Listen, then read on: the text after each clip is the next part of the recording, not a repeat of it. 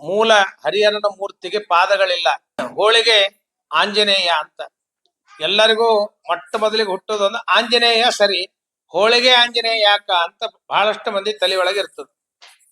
ಹರಿಹರ ಇಬ್ಬರು ಇದ್ದದರಿಂದ ಹರಿಹರ ಅಂತ ಕರಿತಾ ಬಂದಿದ್ದಾರೆ. ಈ ಕತೆ 4 ಭಾಗಗಳಾಗಿ ಬರುತ್ತದೆ. ಅವಾಗ ಹರಿ ಮತ್ತು ಹರ ಇಬ್ಬರಿಂದಲೂ ಕೂಡ ಸಾವು ಬರಬಾರದು ಅಂತ ಕೇಳಿದ್ದಾನೆ ಅಂದಾಗ ಹರಿ ಮತ್ತು ಹರ ಇಬ್ಬರು ಸೇರಿ ಅವನನ್ನ ಸಂಹಾರ ಮಾಡ್ತಾರೆ.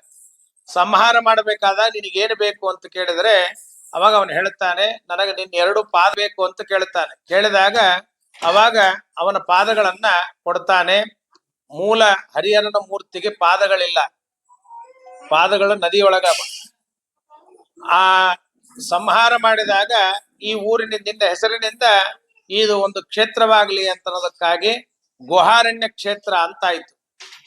ಅದಾದ ನಂತರ ಮುಂದೆ ಬರ್ತಾ ಬರ್ತಾ ಇದನ್ನ ಹರಿಹರ ಇಬ್ಬರು ಇದ್ದದರಿಂದ ಹರಿಹರ ಅಂತ ಕರಿತಾ ಬಂದಿದ್ದಾರೆ. ಅಂತಹ ಹರಿಹರನ ದಿವ್ಯ ಸಾನ್ನಿಧ್ಯದಲ್ಲಿ ಹೋಳಿಗೆ ಆಂಜನೇಯ ಅಂತ ಎಲ್ಲರಿಗೂ ಮೊಟ್ಟ ಮೊದಲಿಗೆ ಹುಟ್ಟೋದೊಂದು ಆಂಜನೇಯ ಸರಿ, ಹೋಳಿಗೆ ಆಂಜನೇಯ ಯಾಕ ಅಂತ ಬಹಳಷ್ಟು ಮಂದಿ ತಲೆ ಒಳಗೆ ಇರ್ತದೆ. ಹೋಳಿಕಾ ಪ್ರಿಯ ಅಂತ ಕರೆದಿದ್ದಾರೆ. ಇವ ಹೋಳಿಗೆ ಪ್ರಿಯ, ಬಹಳ ಕಡೆ ಒಡಿ ಪ್ರಿಯ ಇದ್ದಾನ. ಬೇರೆ ಬೇರೆ ಹಾರಗಳನ್ನ ಹಾಕ್ತಾರ, ನೈವೇದ್ಯಗಳನ್ನ ಮಾಡ್ತಾರ. ಹಂಗ ಪ್ರಾಣದೇವರ ಮೂರ್ತಿಗಳು ಬೇರೆ ಬೇರೆ ಕಡೆ ನೋಡಿದ್ರೆ ಅಂದ್ರೆ ಒಂದೊಂದು ಕಡೆ ಒಂದೊಂದು ತರಹದ ಪ್ರಿಯನಾಗಿರ್ತಕ್ಕಂಥ ಪ್ರಾಣದೇವರು ಇದ್ದಾರೆ. ಹಾಗೆ ಇಲ್ಲಿ ಆಂಜನೇಯ ಹೋಳಿಗೆ ಪ್ರಿಯ. ಯಾಕೆ ಹೋಳಿಗೆ ಪ್ರಿಯ ಅಂತಂತಂದ್ರೆ, ನಾನು ಏನಾದ್ರೂ ಬೇಡಿಕೊಂಡಾಗ ಕೆಲಸ ಆಯಿತು ಅಂದ್ಕೊಳ್ಳಿ ಸತ್ಯನಾರಾಯಣ ಪೂಜೆ ಮಾಡ್ತೀರಿ ಮನೆಯೊಳಗೆ. ಸತ್ಯನಾರಾಯಣ ಪೂಜೆ ಮಾಡಿದ ತಕ್ಷಣ ಅಲ್ಲಿ ಬೇರೆ ಏನು ನೈವೇದ್ಯ ತೋರಿಸೋದಿಲ್ಲ. ಜಿಲೇಬಿ ಮಾಡ್ತೀರೇನು, ಏನು ಮಾಡಿದ್ರು ಕೂಡ ತೋರಿಸೋದು ಯಾವ ನೈವೇದ್ಯ? ಸಪಾದ ಭಕ್ಷ್ಯ ಸತ್ಯನಾರಾಯಣ ಪ್ರಸಾದ ಮಾಡ್ತೀರಿ. ಸತ್ಯನಾರಾಯಣ ಪ್ರಸಾದನೇ ಯಾಕ ಅಂದ್ರೆ ಅದು ಅವನಿಗೆ ಪ್ರಿಯ. ಸತ್ಯನಾರಾಯಣ ಪೂಜೆ ಮಾಡುವಾಗ ಸತ್ಯನಾರಾಯಣ ದೇವರಿಗೆ ಸತ್ಯನಾರಾಯಣ ಪ್ರಸಾದ ಮಾಡಬೇಕು. ಹಂಗ ಹೋಳಿಗೆ ಆಂಜನೇಯನಿಗೆ ಹೋಳಿಗೆ ಪ್ರಿಯನಾದದ್ದರಿಂದ ಹೋಳಿಗೆ ನೈವೇದ್ಯ ಕೊಡಬೇಕು ಅಂತ ಅನ್ನೋದಕ್ಕಾಗಿ ಹೋಳಿಕಾ ಪ್ರಿಯ ಅಂತ ಕರೆದಿದ್ದಾರೆ. ಈ ಹೋಳಿಗೆ ನಮ್ಮಪ್ಪ ಜನಮೇಜಯ ರಾಜನಿಂದ ಪ್ರತಿಷ್ಠಾಪನೆಗೊಂಡಂತ ಮೂರ್ತಿ. ಜನಮೇಜಯ ರಾಜ ಅಂದ್ರೆ ಮಹಾಭಾರತದ ಭೀಮಸೇನ ದೇವರ ಮೊಮ್ಮಗ. ಅವನು ಸ್ಥಾಪನೆ ಮಾಡಿರ್ತಕ್ಕಂಥ ಮೂರ್ತಿ. ಅಂದ್ರೆ 5000 ವರ್ಷಗಳ ಹಿಂದೆ ಮಹಾಭಾರತ ಮುಕ್ತಾಯ ಆಗ್ಯದ. ಅವ ಬಂದಾಗ 4000 ವರ್ಷ ಹಿಂದೆ ಅವ ಬಂದದ್ದು. 4000 ವರ್ಷದ ಹಿಂದೆ ಪ್ರತಿಷ್ಠಾಪನೆ ಮಾಡಿರ್ತಕ್ಕಂಥ ಮೂರ್ತಿ. ಹೆಂಗ್ ಹೇಳ್ತೀರಿ ಅಂತಂದ್ರೆ, ಬಾಲದಲ್ಲಿ ತಲೆ ಬಂತು ಅಂದ್ರೆ ಮುಖ ಎದುರಿಗಿದೆ. ಎರಡನೇದ್ದು ಕೈ ಒಳಗಡೆ ಸೌಗಂಧಿಕ ಪುಷ್ಪ ಇದೆ. ಸೌಗಂಧಿಕ ಪುಷ್ಪ ಯಾರ ಕೈ ಒಳಗೆ ಇರ್ತದಲ್ಲ ಪ್ರತಿಷ್ಠಾಪನೆ ಮಾಡಬೇಕಾದಾಗ ಆ ಸೌಗಂಧಿಕ ಪುಷ್ಪ ಇತ್ತು ಅಂದ್ರೆ ಅದು ಜನಮೇಜಯ ರಾಜ ಪ್ರತಿಷ್ಠಾಪನೆ ಮಾಡ್ಯಾನ. ಈಗೆಲ್ಲ ಹೊಸದಾಗಿ ಆಗೋ ಪ್ರಾಣದೇವರಿಗೆಲ್ಲ ಕೈ ಒಳಗ ಸೌಗಂಧಿಕ ಪುಷ್ಪನೂ ಇರ್ತದ, ಕೈಯಾಗ ಗದನೂ ಇರ್ತದ, ಬಾಲ್ದಾಗ ಗಂಟಿನೂ ಇರ್ತದ. ಕನ್ಫ್ಯೂಸ್, ಯಾರು ಪ್ರತಿಷ್ಠಾಪನೆ ಮಾಡಿದ್ದು ಅಂತ ಗೊತ್ತಾಗೋದಿಲ್ಲ. ಇದು ಹಂಗಲ್ಲ. 4000 ವರ್ಷಗಳ ಹಿಂದೆನೆ ಸ್ಥಾಪನೆ ಮಾಡಿದ್ದಲ್ಲಿಕ್ಕೆ ಸ್ವಾಮಿಗಳವರು ಸ್ತೋತ್ರ ಮಾಡಬೇಕಾದಾಗ ಜನಮೇಜಯಸ್ಯ ಹಸ್ತೇನ ಅಂತ ಹೇಳಿದ್ದಾರೆ. ಜನಮೇಜಯ ರಾಜನಿಂದ ಸ್ಥಾಪನೆಗೊಂಡದ್ದು ಅಂತ, ಅವನ ಕೈಯಿಂದ ಸ್ಥಾಪನೆಗೊಂಡದ್ದು, ಪ್ರತಿಷ್ಠಾಪನೆ ಮಾಡಿದ್ದು ಅಂತ. ಹಾಗಿರ್ತಕ್ಕಂಥ ಜನಮೇಜಯ ರಾಜ ಪ್ರತಿಷ್ಠಾಪನೆ ಮಾಡಬೇಕಾದಾಗ ಕೈಯಲ್ಲಿ ವಾಸುದೇವ ಸಾಲಿಗ್ರಾಮದ.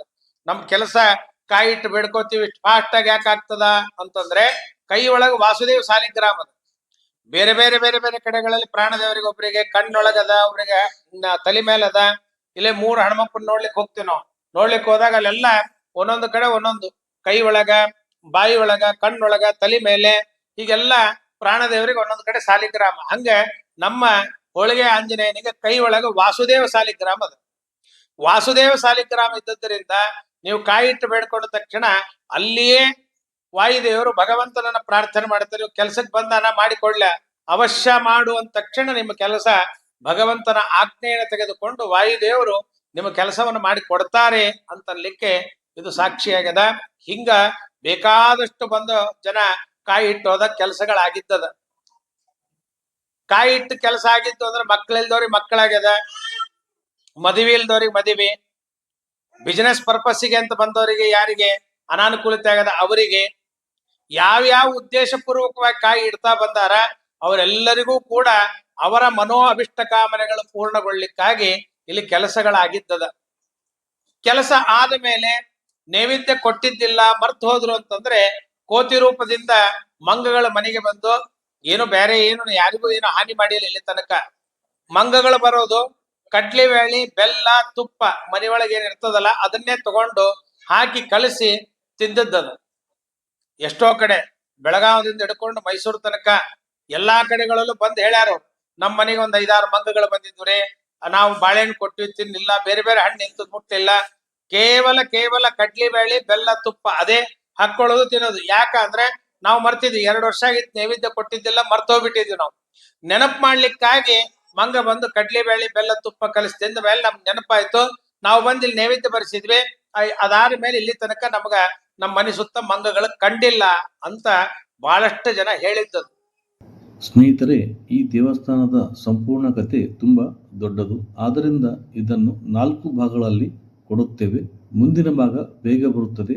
ಚಾನಲ್ ಸಬ್ಸ್ಕ್ರೈಬ್ ಮಾಡಿ, ನೆಕ್ಸ್ಟ್ ಪಾರ್ಟ್ ಮಿಸ್ ಮಾಡಿ.